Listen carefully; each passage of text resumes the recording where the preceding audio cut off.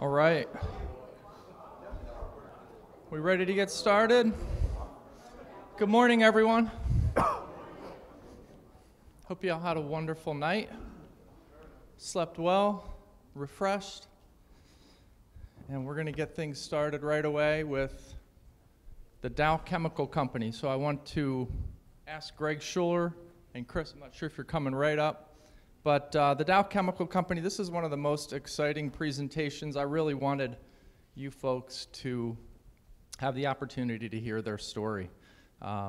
They're a really talented, focused team of people. I would say at a large enterprise level, one of the best teams we've had the opportunity to work with.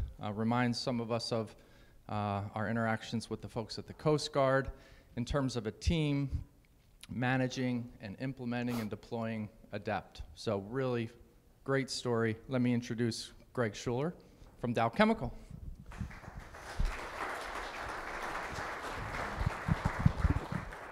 Good morning. Can everyone hear me all right? Okay, good. Let me get my clicker. So I am Gregg Schuler from the Dow Chemical Company, and Chris Wood and I, who will join me on the stage later, are here to talk about our about 5-year journey so far with the implementation of Adept across our global enterprise. A little bit about me. I'm a chemical engineer background, and I've had quite a variety of different experiences, or different careers as I call it. I spent a long time in the manufacturing space, and then I jumped over into the software side of the world with a company called Asbill. And then completely out of the chemical engineering space, I went to Seattle and worked for Amazon.com. And it's a completely different world, but you'd be amazed at the same kind of problems that they have that we have. So I joined Dow about 5 years ago as well. I joined actually at the very time that Adept had been chosen as a solution. So my history at Dow is a lot associated with Adept. I think what makes me sort of really connect with the work we're working on is when I was early in my career, I was a generator of content. Engineering drawings, right? We worked on designs. But then later in my career, I became a consumer of content. And in the management roles, I felt a lot of pain because we couldn't find documents that we needed at the time. If you've ever been in an operating facility and something has broken and you're trying to find out what is the documentation for the breaker setting that I need to replace on this motor to get the spare back up before the primary fails. Right? This is a real issue when you can't find things. And I think so in a lot of ways, I can empathize with our customers. And I think that's important in this space to be able to really connect and be successful. All right. So what am I going to talk about today? It's important to understand a bit about Dow and the problem we were trying to solve, and what process we used to go about the selection of our tool. And then once we got started, there were a whole bunch of sites that we needed to work on. How did we decide which site to go work on first? There's a lot involved in that. Once we got started, we realized there were a whole series of challenges brought about because of Dow, and I'll talk about those. And then I'll summarize that section with sort of a here's what we did, here's the projects we did, and here's where we are today.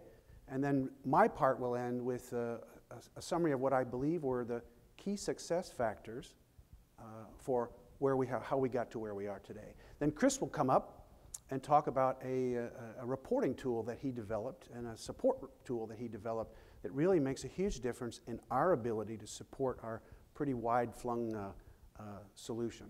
And then I'll step back up and talk a bit about what we think is the value case. Okay? All right. So Dow is the world's largest chemical company. We're about 120 years old. We make a lot of products. The key things on this slide are the last two items. We have about 180 sites in 35 countries around the world. And you can imagine, if you're going to do that right, the amount of collaboration that's required amongst people at these various sites. That's key. The second one is, unlike most owner-operators, Dow has a 2,000 to 3,000 engineer internal engineering component. Engineering solutions. That's where Chris and I work. And so we are not only a user of documents in the operating sense, we actually are like an EPC, engineering procurement contractor. And that provides opportunity and challenge as well. So those are sort of some themes that I think you'll see as we go through. All right. So Dow is very much into the use of Six Sigma, a very systematic approach to solving problems. Okay, we really pride ourselves on this way of thinking. And around 2009, there was a recognition that what we call as-built documents were really in a mess. There were many different systems that held many different types of documents. And now what is an as-built drawing? Let me take a second to explain that. When you design a chemical plant, of which that's really what we do, you issue drawings for how the construction is going to be done. So those are often termed as-designed documents. And when the plant is built, you're supposed to, doesn't always happen, you're supposed to take those documents, compare it to what was actually done, and those then become as-built drawings. So a lot of what we're doing, or started off doing, is as-built drawings. Okay? All right. So what were the results of some of the problems here was that documents could be lost. Right? People could use the wrong version of a document. People could see things that they weren't supposed to see, and projects could be actually delayed as a result. And so there was a recommended solution was to deploy a commercial system to replace all these various homegrown systems that we had over a number of years. And this is when I joined the company, right when Adept had been selected. Another way to look at this is that we wanted to provide a single window for people to come and access the documents wherever they were in the world, something that they could be very familiar with. So this was a secondary objective, but of equal importance, I think.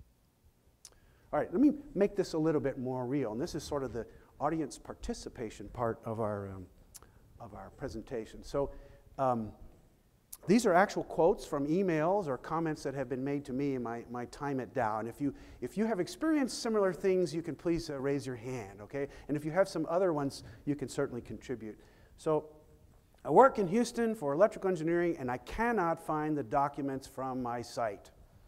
Okay? This is a very common complaint because people work in a central engineering space, and they have to go get documents from various sites. How do you do that? All right.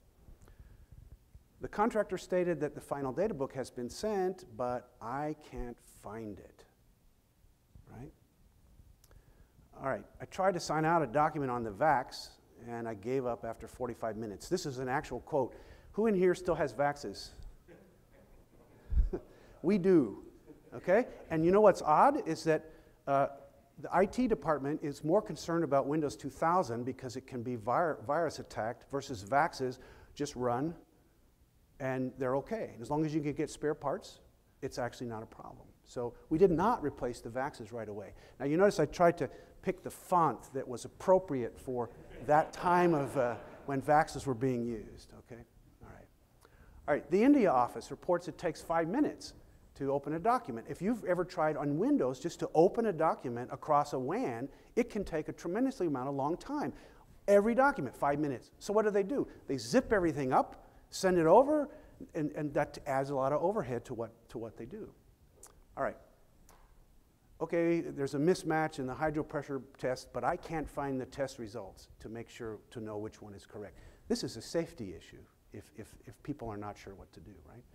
And my favorite, which is recent, you could read that. Dow does $150 million capital projects using file shares today. Okay? And any one person who can get to that file share can accidentally drag the file share into the trash. The entire set of documents for the project. Okay? And then it takes 3 or 4 days for it to be restored. Okay? Now, does that mean nobody does work? Well, people can work, but the set of documents that you need are not available for 2 or 3 days. What does that do to your project, right? These are all real quotes. So these are the problems that we were trying to solve. So we went out to the marketplace, and we were in the spirit of our Six Sigma process. We took a look at 3 or 4 of the largest document management systems that we had, and we came up with a set of 85 specific pieces of functionality, and we ranked it, okay? Critical, nice to have, et cetera. And we went out to the marketplace, and I think we looked at 8 vendors, and then 4 in more detail, and then we had an on-site proof of concept for 2 vendors. Right? And in the end, Adept won out in that situation. And why did we pick Adept? This is the actual slide from my presentation when I joined Dow, and this is what we said about Adept. We actually got things running in 2 or 3 days, and we got some result in 2 or 3 days, okay? It was very intuitive, there were a lot of users, it was purpose-built, it was the minimal risk, and this was our recommendation at the time.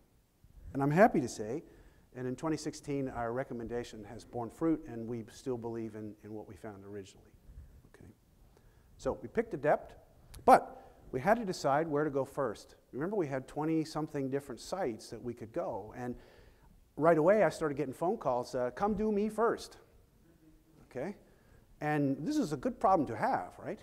But for political reasons and for risk reasons, we had to have a way to decide, well, where do I go first? So we did I think it's Kempner-Trigo analysis, where we looked at various, if you can see up the top, there was impact, risk, and compelling event were the primary ones, where we looked at what kind of impact it would be. We looked at type of risk. Is it an older system? Are people going to retire that know how to migrate that system? Right? If we lose all our expertise, we might be messed up. So we went through an objective assessment as possible and ranked where we wanted to go. And ever since then, people come to me, how come you not come to my site? I point to this. Well, do you disagree with the assessment? Is your site not in the right place? Let's talk about it. But it avoided a lot of discussion about where do we go first. So once we got going, let's say, well, what kind of problems did we face, maybe in particular at Dow, or at least at Dow? And one of the things that it's important to note is Dow is a company of acquisition. So it's Dow, but it's also Union Carbide, it's also Rohm and Haas, and just actually a few months ago now, it's Dow Corning as well. And each of these companies has a different history of how they use metadata. You'd think that you'd go to a plant, it's a chemical plant, right? But one company may use one attribute, another company may use 3 attributes, which is broken up, the other attribute broken up into 3. So people think in a different way. They use different terms. And we're not going to go back and change 1 million documents from Union Carbide to use Dow's metadata. So you have to deal with that, right? How are we going to deal with that?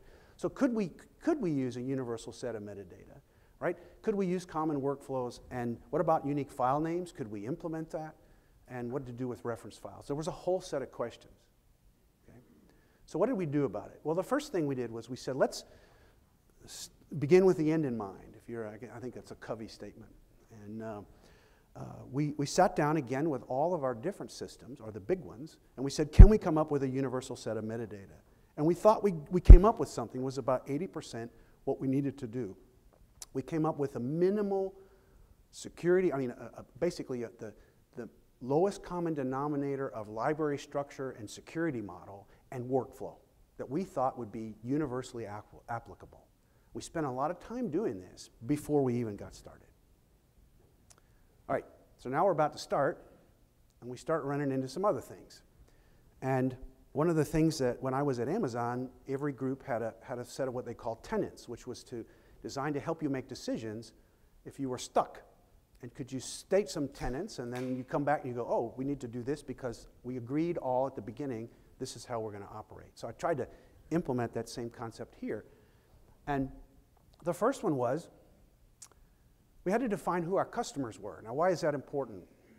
Well, when you go to one site, the engineering solutions people at the site say, we're not going to roll this out to the plant people. No way, these are our documents. Well, we said, well, no, our target customer is the plant engineers.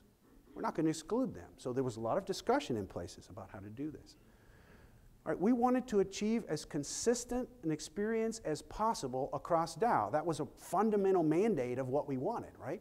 And we wanted people to be able to go to there and say, yep, oh, you got Adept, I know how that works. I can do that. But there's a corollary to this. Right? We said, we will not break fundamental functionality that you have. And this point, made up front, made people feel like, I don't want to take shots at SAP, but we had recently implemented SAP, and it was more like, here it comes, and this is what you get. Right? And so we wanted to make sure weren't perceived to be following a similar path. So we invested a lot of time in understanding people's solutions.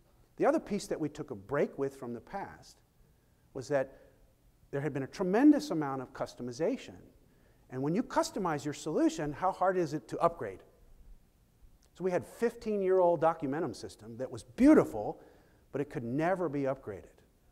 And we didn't want to go down that same path. So every piece that we show you today that's the Adept customer-facing part is all standard out of the box, except one.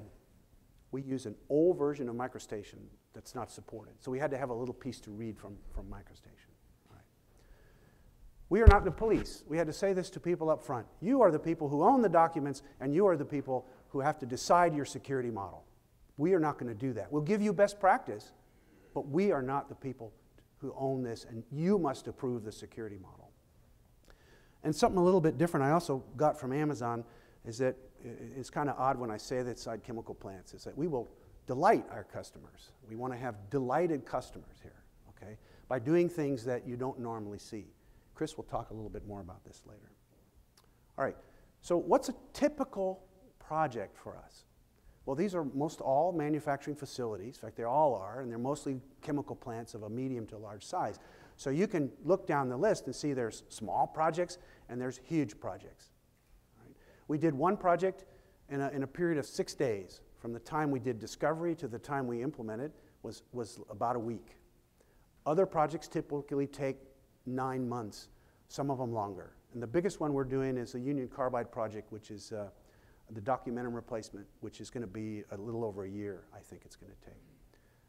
So you can kind of look down the list there, and I tried to put a little more technical speak here in this slide. But this is kind of what we do. So a little history of how we got where we are today.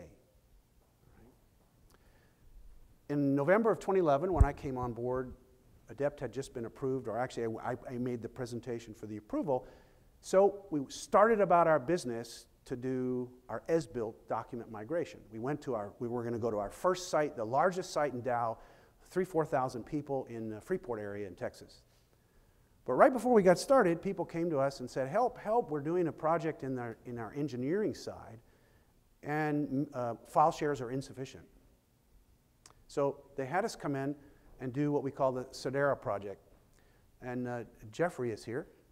Mr. Newton, yes, and he came down and kind of walked us through the first project, and we did it from start to finish in 6 weeks, our very first project of Adept. Okay. And that system is actually still being used. It's probably going to be retired this year, and Chris has become the owner of that, but it's deemed to be a tremendous success, so thank you. Okay, all right. So we learned a lot from that, and then we went back about our business to do the Asbill project. So we went to that Gulf Coast site. It was about 200,000 documents, mostly all MicroStation type of documents, and we did that. But and you're going to see a theme here. There was a spin-off, a whole set of spin-off projects that once we had done that, people were so happy, they came back and they said, can you put another 500 and something thousand scans? We want to scan all our older documentation and put it inside Adept. Oh, and we have a new plant being built. We want to put not only the Asbill drawings, we want to put the supplier documents in there as well from all the vendors. Can you do that? And most recently, and Chris has been one working on this, we divested a significant amount of that plant. And we had to untangle 200,000 drawings from 750,000 by that time. And Adept was instrumental with the metadata and the tools that Chris created to be able to help the people at the site determine which documents ought to go and which documents ought to stay. This was not anticipated at the beginning of what we were trying to do. All right, after that, we did a very large site in the Netherlands that had another spin-off that we're still working on at this point. We did a set of other projects, and then we're doing one in Germany that's about to wrap up. And we kicked off that very large Documentum system, and we just completed earlier in the year a migration of our Houston hub sites. And I want to point out this last one because we did a 650,000 document migration in a weekend. And I think we had no customer work outage time, right?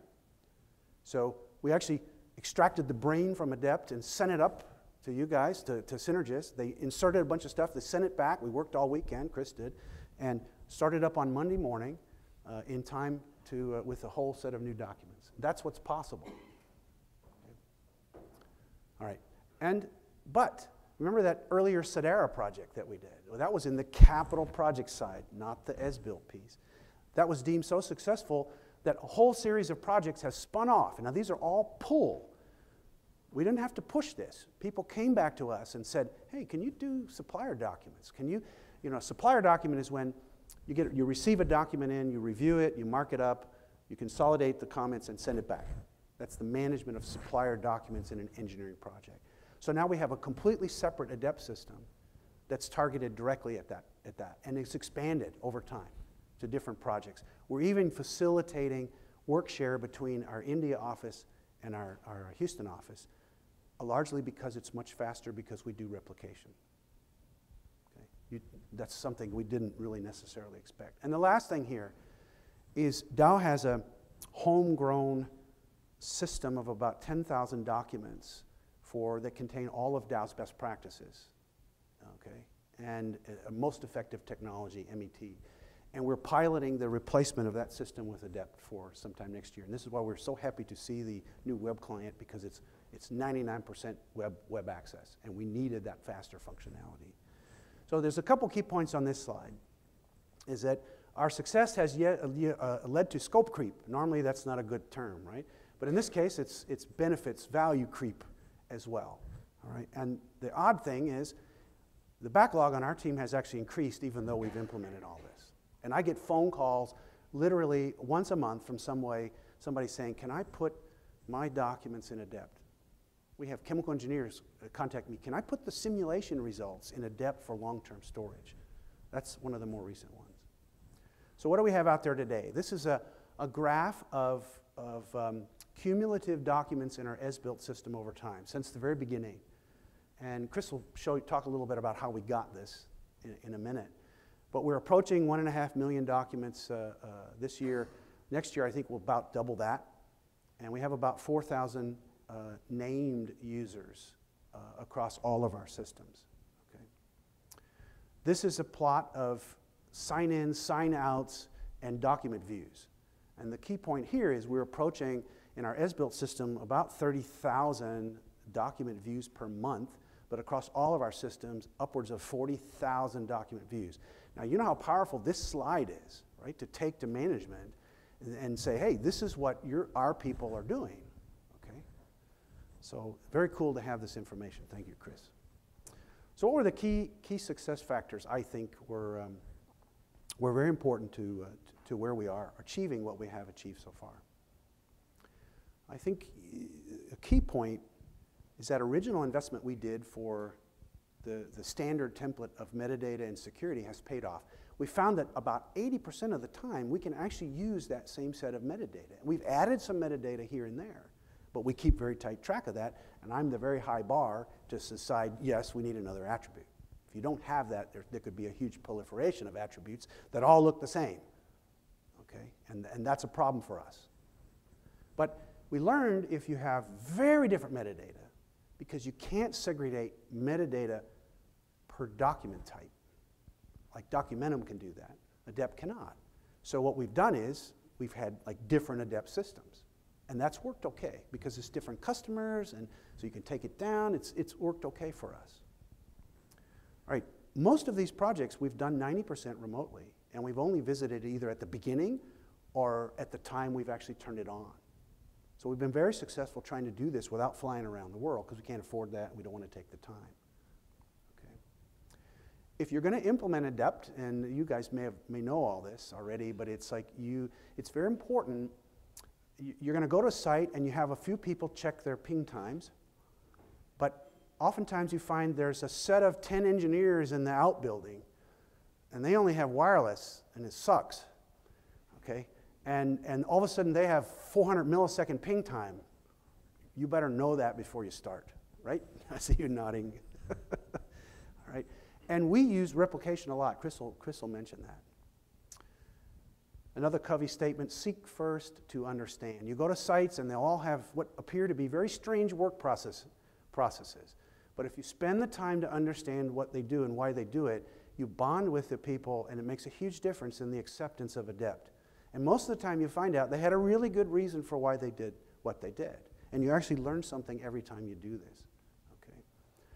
We found that we've pretty much been able to do everything people want with the standard functionality. Now, they come to you and they say, oh, I have these very weird things. You have to, this guy spins around 5 times and jumps over here and does this, and you go, well, does he really need to spin around 5 times? What if you do this? Here's what I can offer out of the box. Most of the time, we found that if you're persistent, you can achieve what they want without adding a lot of complexity or customization. But it takes good facilitation to do that, right? Okay. We found, at least in our case, metadata mapping takes a long time. If you have 1 million records of metadata at 5 different sites, people have used that single field of metadata in ways you would never imagine. And if you think, oh, I looked at 10% of the metadata and I understand how it's being used, they go, no, George, 25 years ago, combined these 2 attributes and stuck it in this metadata. And oh, for that set, you need to break it apart and put it to 2 different metadata. If you don't do that, you have a problem. We actually learned this the hard way, is that we took people's word for it that, oh, we'll clean up the data after we move it into Adept. And what we found was, you put the data in Adept, who gets blamed for the bad data? Well, this in parts of Texas, they say, that Adept system, okay? And I'm from Texas, so I can say this, right? That Adept, man, you know, some people love that Adept, but some people complain that it's, that data, I can't find things I want. Well, it's garbage in, garbage out, so we learned from that. So now we have a higher bar for the implementation, okay? All right, and the last slide here for me is, you know, if you think about, we're trying to implement something for many locations around the world, for thousands of users, right? And some of those users, let's say you're an engineer out in the plant, an operating engineer. What they're used to today is they have a spreadsheet with the list of their piping and instrument diagrams. That's a core piece in a chemical plant, P&IDs. They have a spreadsheet and they have a list of those. It doesn't change, and they have links. And when they want to get their P&ID, they go there and they just click that. They don't want to see anybody else's documents. They don't want to be confused by documents from either other places in their site, unless they're intentionally going there. So they want very personalized experience. And in our versions of Adept, we use 2013 clients and 2014 server. You really don't have much personalization functionality. And that's caused us issues here and there. But what we're very happy to say is in 2017, actually in 2015 and 2017, there's a huge step forward in this space, especially with, you know, saved searches, shared searches. We imagine that there'll be a work group of a particular plant in a particular chemical piece inside of the site, and they'll work together and issue, here's my standard search for P&IDs, or here's my standard list of P&IDs, and they'll distribute that, right? So it's a huge opportunity for us to really add a lot more personalization. Okay. I don't know if you guys have experienced this, but you put metadata in, and the tools that we have available to us really out of the box are not sufficient to prevent people from misspelling Texas operations 5 ways, okay, or 10 ways. And if you look in a file guide, you will see 10 Texas operations, TEXAS. I mean, it's all, every permutation, it really exposes it. And we actually need better tools to be able to, and Chris will talk a bit about that. We're working on that right now. But we are concerned that the quality at some sites, people enter stuff and then people complain that they can't find it. So we have to deal with this. We typically survey our customers about 6 months after we finish a project. And we have a standard like Survey Monkey kind of thing we send out. And this, just a few representative results from our recent very large migration. I don't know if you can read that or not. The first one is, how often do you log on to Adept? And the biggest bar on the bottom is almost every day. Isn't that wonderful? Is that you deploy some tool and people use it as a big part of their daily activity, right? That's very fantastic information. The second thing says, how helpful is the Dow customer support? And I'm happy to say that most people are very pleased that access it, but you'll notice the biggest bar is, I've never had to ask for help. Okay? And that, I think, is a testament to the ease of use of a product in a lot of ways. And the last one, and this is sort of one of my key points, is, I don't want to turn this off, but, all right, I won't do that. So the last one it says, how likely are you to recommend Adept to a friend, right? A colleague. And you notice the preponderance is down on the extremely likely side, which we're happy to see, but you see there's a little bump here at the top, not at all likely. Okay. And what I've learned from my Amazon days as well is if Amazon looks at a set of data, they don't really care about the average experience. They care about the worst experience for the top 10 and 1%. And they said those are the people that are the most vocal, that will leave and quit and influence a lot of your other people. So we actually go wherever those people submit their names, okay, their user ID. We go personally and talk to those people and find out. And if you can, you know, yesterday there was a presentation about who you can convince and that kind of stuff, right? If you can convince those people, sometimes they become your strongest supporter. And I can't overemphasize this, okay? It's important to understand your customer's experience, especially if it's a bunch of facilities. All right. So go see those people. All right. That's I'm going to come back in a second. But Chris, come on up.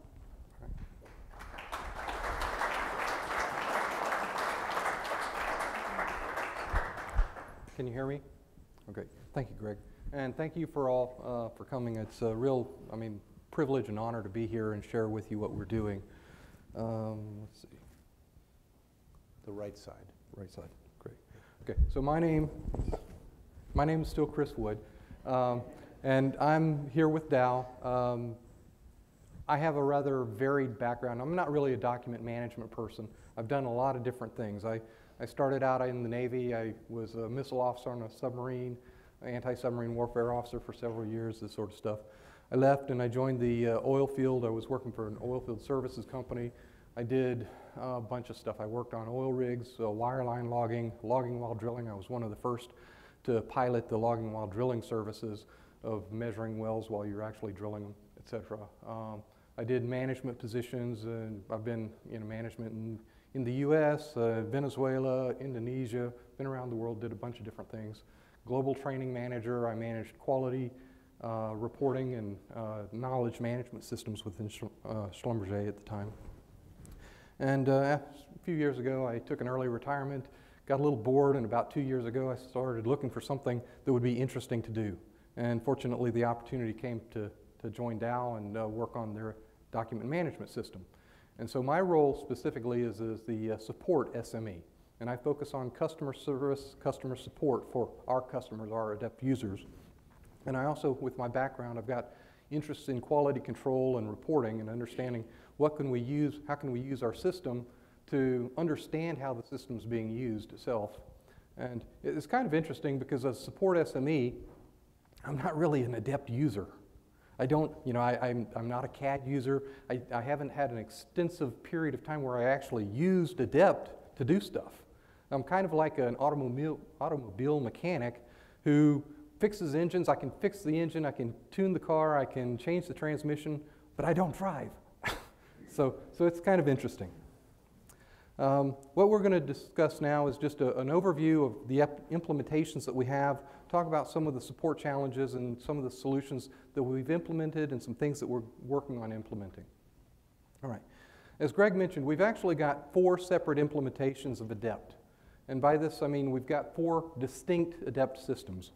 The first one was the Sedara project, and this is where we had a joint venture, and we needed to aggregate all this content from file shares, process it, get the metadata cleaned up, and hand it over to this joint venture. And we're about to finish up that project. Second, what we were chartered for, or the charter was for our as-built documentation. And this is really the engineering solutions use of documents within Dow so that we can find the as-built documents for the engineering services group to use those to make modifications and understand what we need to do in order to make changes, etc. And the Adept use is to actually consolidate and replace all these legacy systems. And so we're on track. We're still in the process of doing a lot of migration.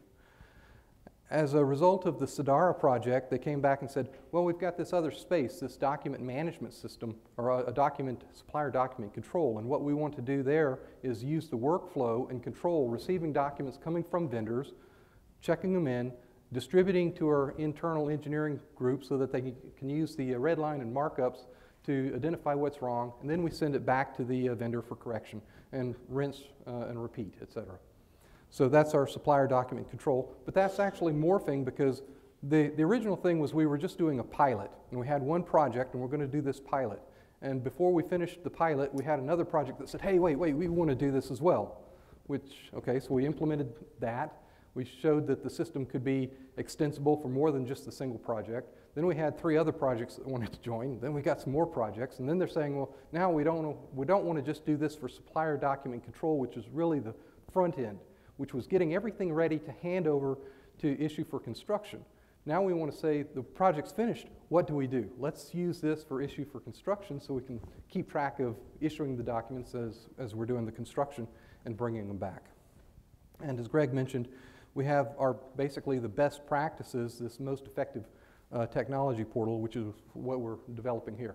Now the interesting thing is that with the Met portal, because we are expecting a very large user base that's going to be global, and we don't want to deploy desktop clients for that. The new web client, we believe, is actually going to be the killer app that's going to allow us to make this a successful project.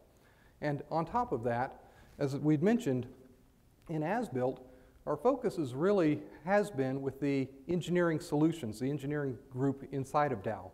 But with the web app, what we're doing now is we're starting to look at deploying access to the content more to the plant operators and maintenance personnel as well. So we've got even more opportunities to grow.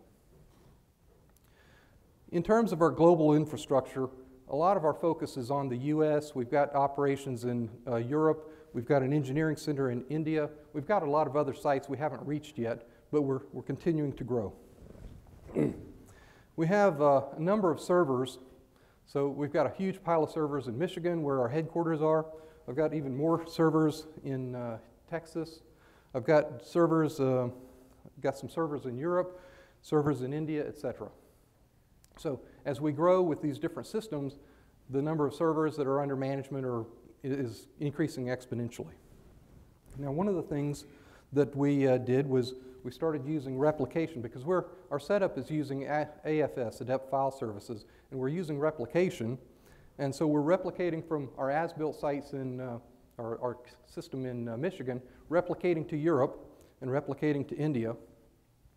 And we're also replicating from our supplier document systems in Houston, replicating to Europe and replicating to India.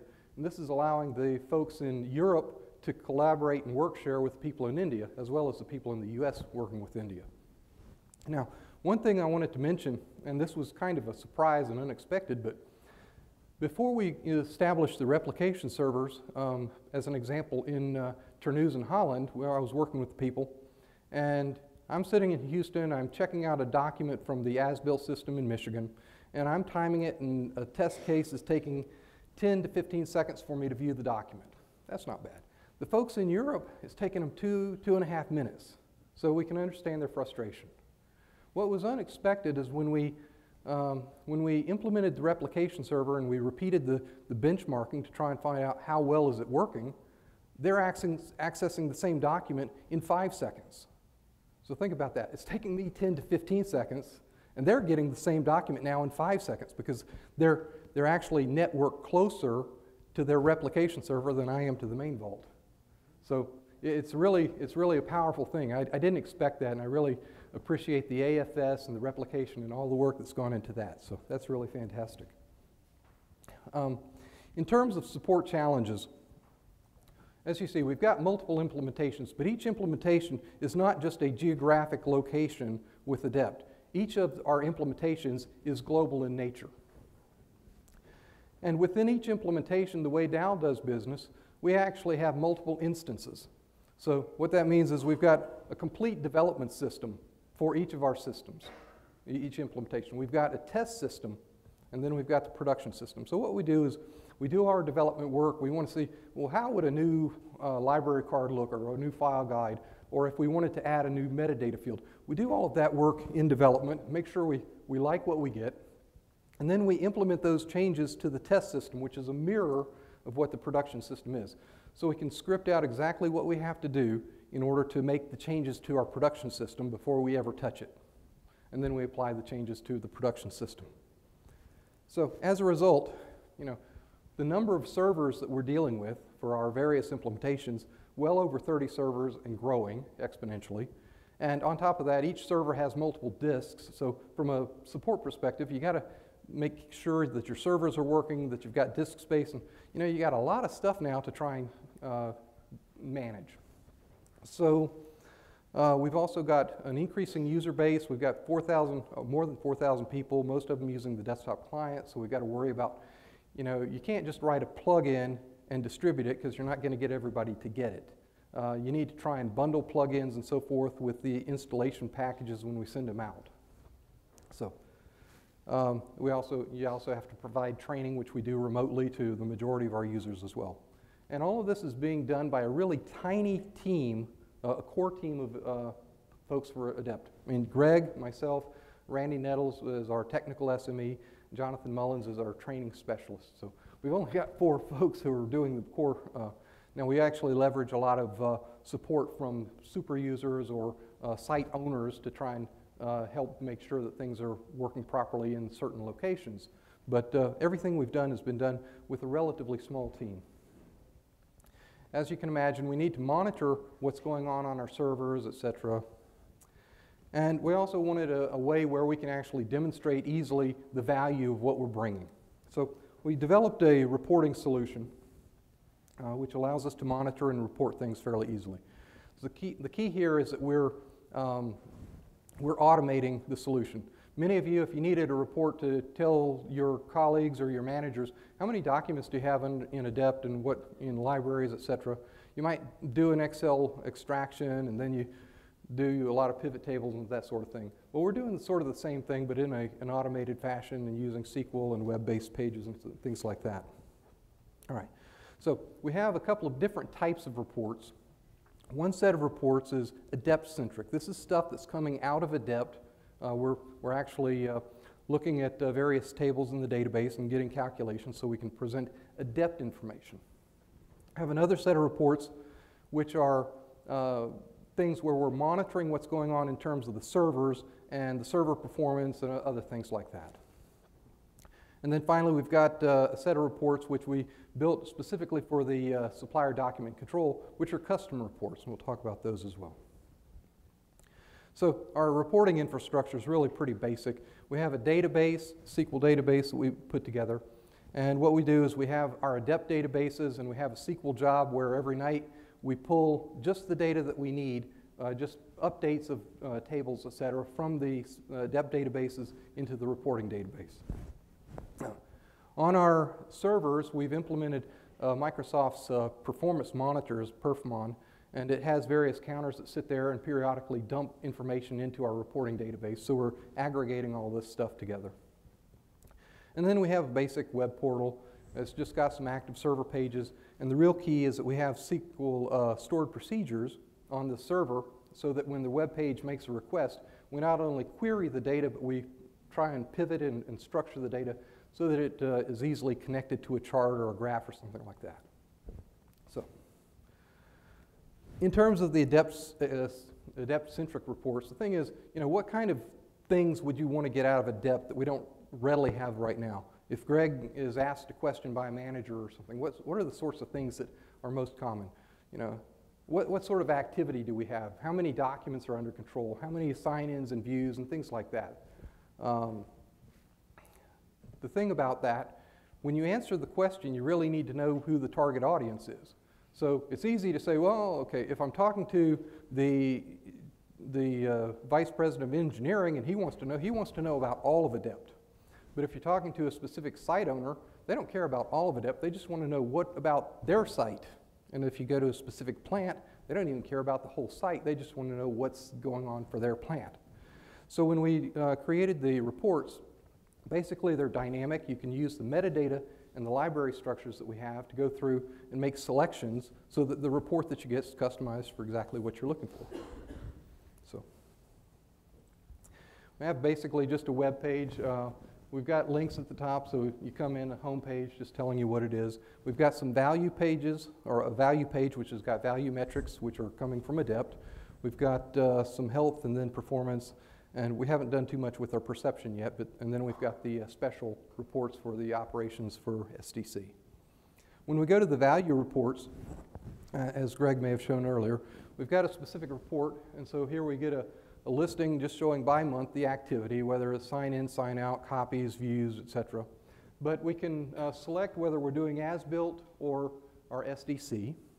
And whichever system you select, you get all of that system, or you can get the list by the various sites. And if you select one of the sites, then you have another option where you can drill down to a specific plant, or then you can actually go within the plant and you can say just the P&IDs, etc. So we've got multiple levels, so you can drill down to any level of detail that you want. Another view, this is basically just the logins and logouts and web view, or web logins that we have. We haven't yet broken this out so we can do it geographically, but we're working on that. In terms of documents, we've got the same thing where you've got the selectability of which system and what level you're looking for, but we can view either the documents that have been added to Adept by month, so you can see our activity, or, as you saw before, we can also show what the cumulative value is.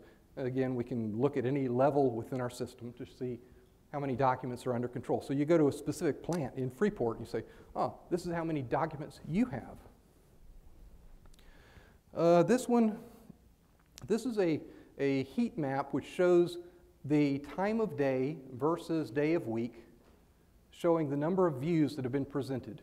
And we have the ability to select whether we're looking at all of our Adept history, the last year, the last 6 months, the last 90 days, last month, whatever. So we can select the time frame, and then we can see when is the system being used the most. So if you're trying to plan outages, this is a really good tool to try and figure out, okay, this is a good time where I can have an outage, I can make changes without having the minimal impact on our users. One of the things that we wanted was a way to understand system usage in terms of concurrent users. And if you ever wanted to know, I mean, you can find out how many people are logged on right now. Go in and run one of your reports and it'll tell you who's logged in. You can count how many people there are. Or if you get ready to, you can go in like you're going to lock the system. It'll show you a list of who's logged in at the moment. But trying to track that over time is a bit of a challenge. We can always get a log-in event, but we don't always get a log-out event. Somebody gets a blue screen of death, something like that. You don't see when they got out of the system. So what we did was, rather than make the calculation, what we're actually doing is we're making an estimate. So we said, well, if we know when they logged in, and then we assume the length of time that they're logged in, we can have a running total that says, okay, if they were logged in for 2 hours, this is how many people we had logged in. If we had it 4 hour, 6 hour, 8 hour periods, whatever we estimate their average use would be, we can see how many people are logged in at any one point in time. And then we can project how close to being saturated with our concurrent user license we are, okay? System monitoring reports, we're looking at things like disk availability, SQL database statuses, things like that. And we're looking at disk and processors and memory use and networks and things like that, okay? We took all this information and we try to create a dashboard and present it in trends so we can look at trend analysis. This is a display just showing, I can come into the web page and I can have an array of, here's a table showing all of my servers, which implementation they are, which system, whether it's production or test or development or whatever, what server it is, what the use of the server is, and for each of the disk drives that it has, what the percentage of free space is. So at a glance, I can come in every morning and just see, is there a problem? Is there any place where I'm getting low on disk space? And I can make changes. If I saw a problem, if I get alerted here, I can go into the next level where I'm looking at detail. I can drill down, select the system, select where the server is. I get a bar graph showing each of the disks and the percent, the size of the disk, and the percent free space. And then I've got trends where you can see what your consumption rate is so you can make changes and so forth. Sorry. Let's see.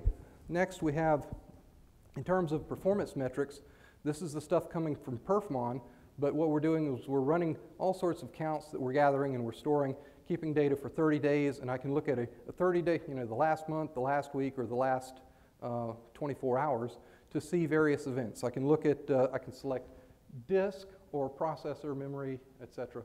And you can look to see, you don't have to necessarily understand what each of these counts represents. You're just looking to see where there's something, a pattern that doesn't quite fit. So we've got disk information, processor, memory, more memory, and network use. So the thing is that with this, when we have a problem with Adept, we can come back here and look at what was going on in the server to try and find when it happened and perhaps what the source cause was. A true story is we came in one morning, Monday morning, 8 o'clock, I come in, the Adept service is frozen. We don't know how long it's been frozen, we don't know why. We came in, we looked at the information here, we saw that the server memory had gone to 0 like 6 hours earlier. So something had consumed all our memory. So then when we restarted the service, we go in, look at Adept, and we find out, we know exactly what time to look for. We find which user was logged in. We look at the command table in the Adept SQL database, find out what the command was. Okay, so this user tried to view a specific file at a specific time, and then our memory went to 0. And what we did was we found out that that particular file had this deeply nested circular references of children files, and when they tried to open the file, it basically got into a loop that just ate up all our memory and locked up the system. But we were able to use this information very quickly to correlate to what was happening in Adept in order to resolve the problem. So, in terms of our custom reports, the project managers were used to getting some kind of account of how many documents were coming in, going out within the last week, how many were late back from review. And the project administrator was running stuff by extracting it, going into Excel, and painfully pivoting and summarizing and doing all this stuff. And it was taking this poor lady a few hours a week. And she was running the report once a week. We took a look at what she was doing, we analyzed it, and we said, we can replace her report with an online report that's run daily, no effort required, and here we can break out the total number of incoming and outgoing documents, and we can break them out by which discipline they belong to, and what the total number is. And for documents that are late back from review, or late back from the vendor, we've got click buttons. They click on that, it gives them an Excel report that shows exactly what's late, so that the project manager can then go and say, hey, you know, why haven't you returned these documents yet? So those folks are very, very happy with that. And finally, we've got a little bit of trend analysis so that we can show the total number of incoming, outgoing, and we can drill down to the different projects, the different disciplines, et cetera, at various levels. Right. So in terms of the value of what we're doing, our job is to really, as Gregg said, we want to delight our customer. We want to make everybody happy. And if the system is slow or the system is out, the customer's not happy. So we want to try and resolve that. We want to try and proactively identify issues before they become problems. This is where things like the license management and trying to see how we're using concurrent license, we want to resolve that problem before we're out of license and people are getting kicked out of the system. Or when we're looking at our disk space, we want to make sure that we identify that we need to make a change well before we run out of disk space and, oh, it's going to take 3 months to get a new disk. That wouldn't be good. As I mentioned, we can accelerate solving the problems by correlating what's going on with the servers as well as what's going on with Adept, and it helps us in our troubleshooting. We've got the ability to justify what we're doing, and this is a really powerful way for us to take the information available and present it to our management. What's really rewarding is I get on email chains where Gregg's asked by one of his colleagues or one of his managers a question. 5 minutes later, the email, he's responding to them and he's got one of the charts that's embedded in it. You know, it's the sort of thing where people would normally ask a question and they'd expect an answer 2 or 3 days. And when we can turn around and give them the exact answer in less than 5 minutes, it really shows that we're on top of our game. So it's a good deal. All right. And as I said, we're improving productivity, things like the supplier document control. We're not just saving the time of that poor lady who was spending 4 or 5 hours a week doing her Excel reports. We're also providing input to the manager so he can make sure he's driving the problem and getting those documents returned, et cetera.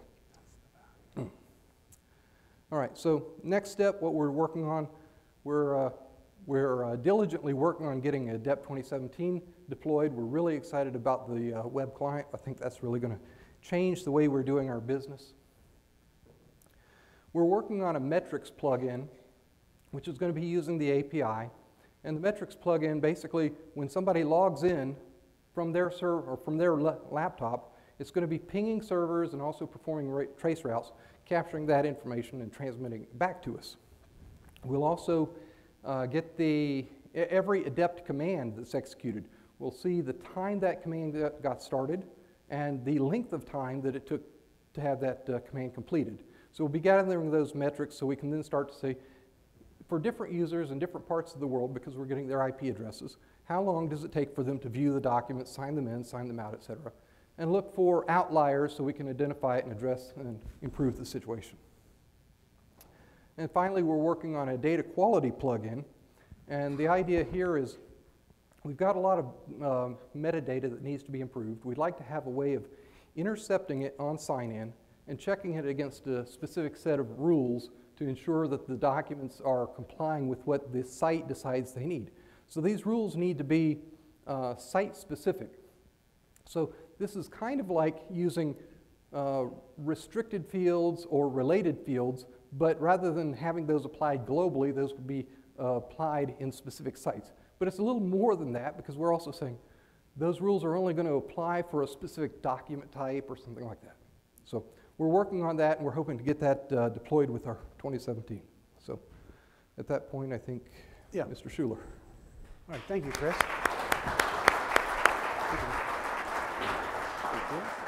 You can stay up here. We're going to ask questions.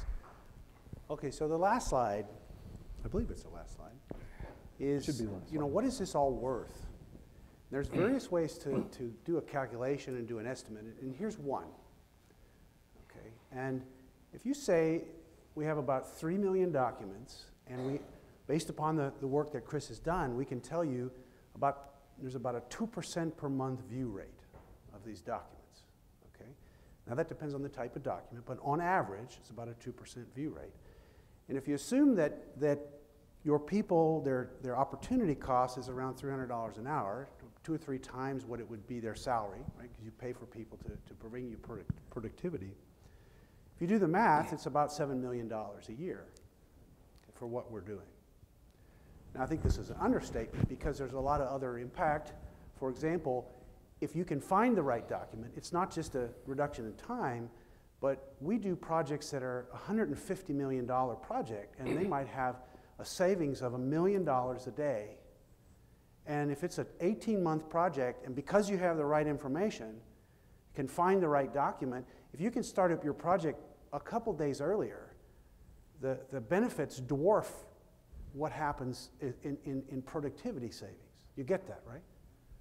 So we don't even count that here, right, in our basic number. All right, and so I think the last point I want to make is that, you know, if you're successful at this, people come out of the woodwork to use the system, and the benefits, I think, far exceed what you may have originally projected. And I think that's sort of a lesson that we've seen here. So that's it. So any questions?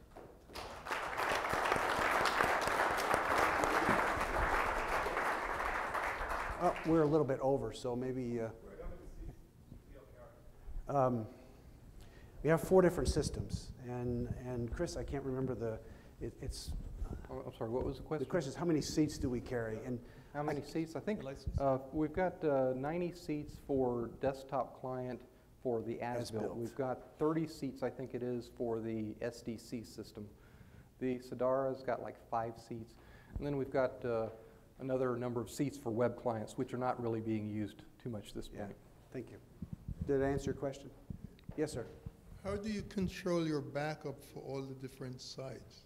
For backups? Yeah. We're fortunate. So within Dow, they've actually got a real IT team out there. That's I believe a large portion of it is subcontracted, but we've got a full IT infrastructure team that's taking care of backups and things like that.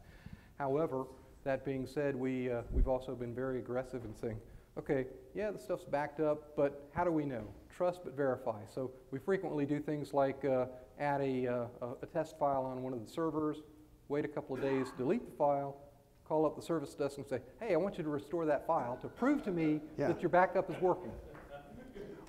Yeah, all of our servers are in like official Dow data centers that have standard backup processes, at least, but we don't always. We want to make sure. Other question? Other questions? With regard to IT, do you have a dedicated IT team just for document control, or do you pull from a global IT group, therefore at the mercy of their availability? We have a dedicated IT team, me, to support document management. I have to request, but the way things are structured, I don't have access to all of the servers and all of the capabilities, so I have to drive and push to have the resources and the IT groups perform some of the actions. But overall, I'm the person responsible for driving it. So we do not have like a subset of IT folks beyond Chris that manages. That's why this application is so useful, because we have to watch our disk space size. There's nobody else to do that. Janet in the back? As impressive the rollout is and the customer base that you're serving, what's also equally impressive is all these reports of your mining data. And what really got me is how you could be proactive by looking at these reports. And when they're, I'm not a SQL person, what's the level of expertise? I mean, for you to do what you've done in developing these reports, is this a year's worth of work, 6 months worth of work? How much upfront work is it to develop reports like that? It's a little difficult to describe because I already had a lot of experience, and I'm just a kind of a geek who likes screwing around with SQL. So I'm always trying to push to figure out how can I do things. And we didn't start out by creating this monolithic system. We started out actually by, actually I was using Excel and I was using Power Pivot and making connections and things like that. So we started that, and we actually had a good understanding of the data format and data structures and what we wanted to accomplish. So by the time we said, Gregg, let's get rid of these Excel spreadsheets and all this other stuff and go to a web-based, to actually implement it only took a month. But we already had having that proper understanding and having a foundation of how to write a little bit of, just a little bit of dynamic SQL so that you're creating pivot tables of data that connect to the charts. It takes a little bit of effort, but once you get that, it pays off a huge amount. Yeah, we're a big believer in incremental development. Try something, see what you see, agile kind of thing, and I think that's an example here. Yeah. In your environment, in your checking on 2017, are you guys going to continue to use a mixed environment of desktop clients and web clients, or are you going to go to all web clients? Is that what you're looking at? Well, we can't go to all web clients because there's a lot of functionality still in the desktop. Most of our users right now are editors, people who create documents, sign out documents. And so for now, we don't have much choice, right? I think in the longer run, we might go with the direction of the web client. But what we saw, the web client, the opportunity is there. Let me pick the Freeport site. I think we have about 70 named users that are engineering designers at one site, but there's 3,000 people at that site. And most of all of those people do not have access to their documents. They keep a cached set of documents in their local server, which aren't the latest, right? So we saw the web client as a way to reach out much bigger than that core set of users. I think also what we probably, ideally, we'd probably like to get to a mix where we have about 20% of our people doing, roughly 20% doing desktop client and the vast majority using the web client. I think that would accomplish. We haven't done that so far because the existing web client didn't quite satisfy our needs. All right. Oh, we got one more?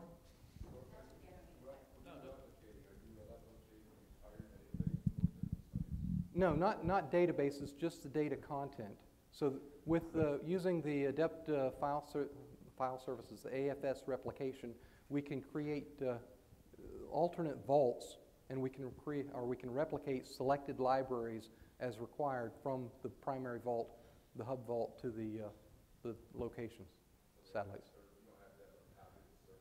No, there's still a lot of overhead in terms of when a user in Terneuzen makes a request, they're still talking to the application server in Michigan.